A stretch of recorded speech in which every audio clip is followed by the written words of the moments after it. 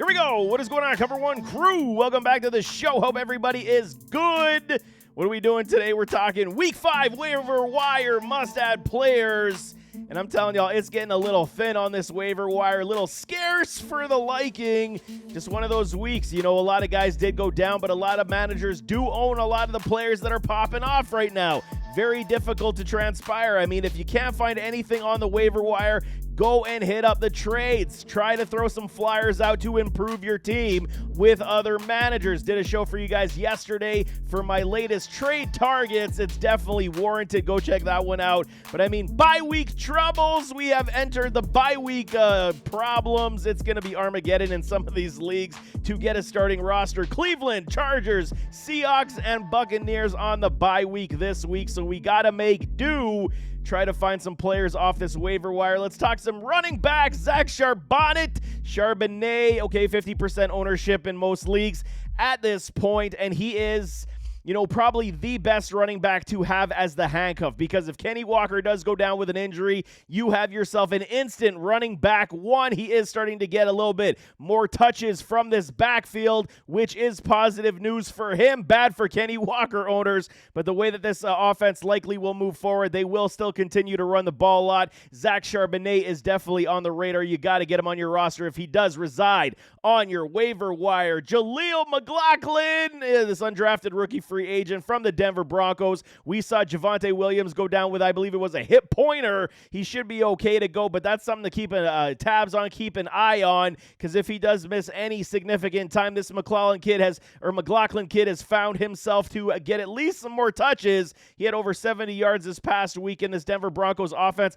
that has been able to move the ball. Even though they're losing games, they did win this past week, but McLaughlin is absolutely electric and giving a different dynamic to this backfield. He is only 1.8% owned right now, 25 points. He got a lot of that this past week, and his role should continue to grow. He is an electric playmaker. Deuce Vaughn, the jitterbug, he finds his way back on my list because Rico Dwaddle is dealing with an injury, potentially a couple of weeks.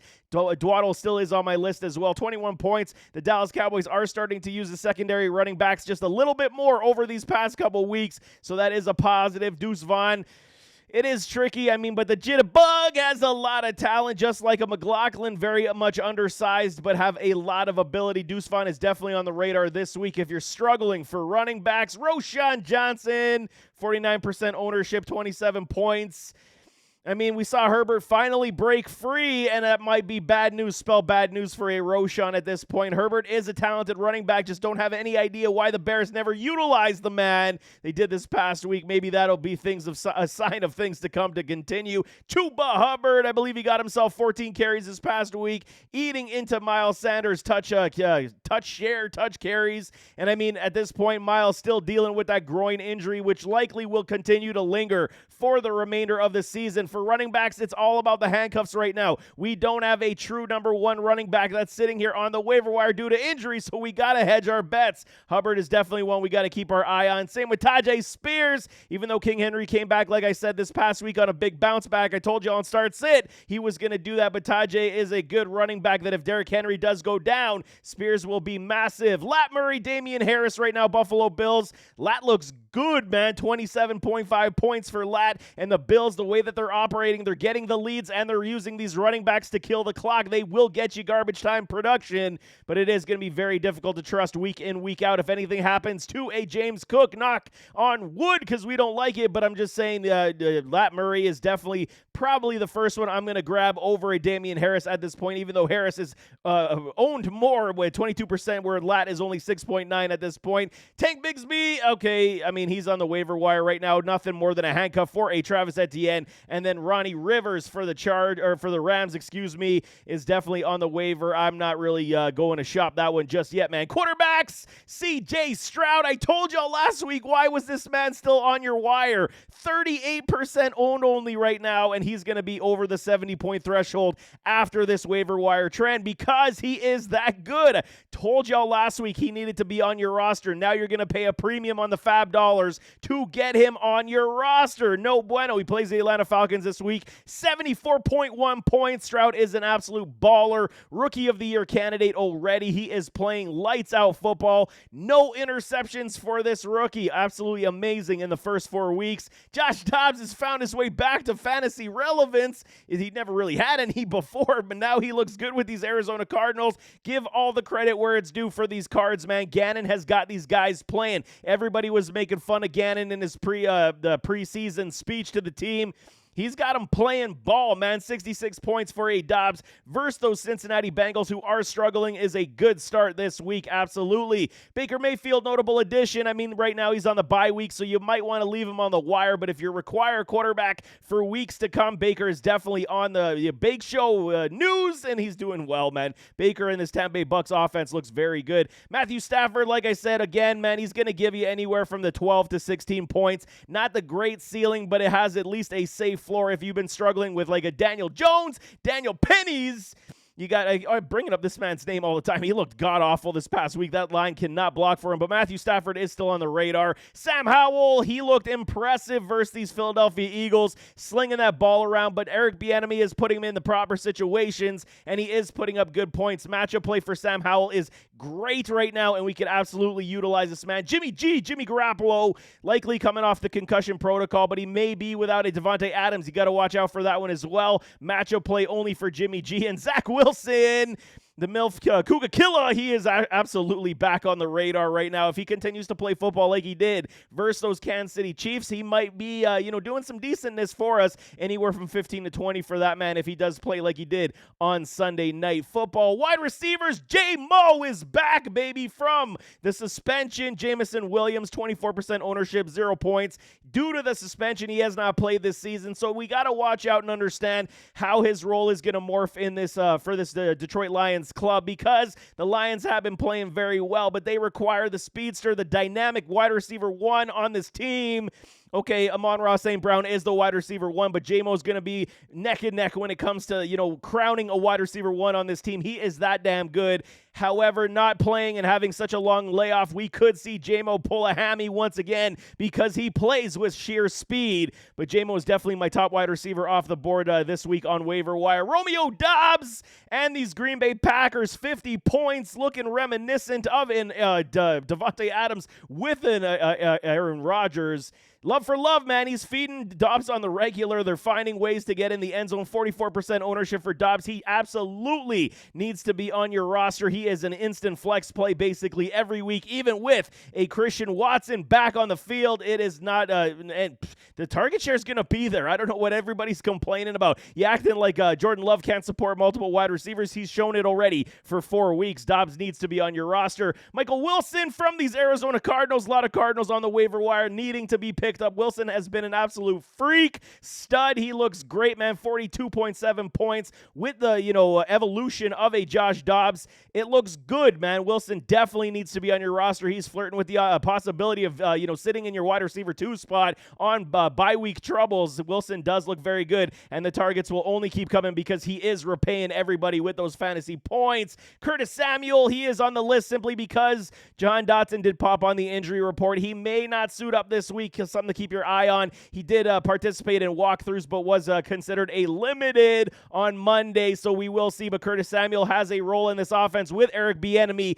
doing very well at this point. So if you need a flyer with PPR upside, Curtis Samuel without a Jahan Dotson could be a fantasy play this week. Tyler Boyd pops on the list because T. Higgins got the rib fracture, so he's likely out 2 to 4 weeks. And Tyler Boyd, even though this Cincinnati Bengals offense looks like a crapshoot right now, Tyler Boyd will become instantly a wide receiver 2 in this offense if Joey B can get out of his own way, and hopefully that calf can stay together and they can actually improve on this offensive productivity that they have not had so far this year. Marvin Mims is absolutely taking over Jerry Jeudy's role. Like I said this past week, he is just integrated in this offense spectacularly, and I mean the coverage is going towards a sudden end Judy at this point where Mims is roaming free like I thought he would eventually. It's just been earlier than I had anticipated and expected. Marvin Mims is absolutely on the fantasy radar. We can trust him to be a flex play in matchups. It is very good for a Marvin Mims. Jaden Reed, also these Green Bay Packers, man. You're talking Romeo Doubs, 50 points. Jaden Reed's got 40 points himself, only owned in 23% of leagues.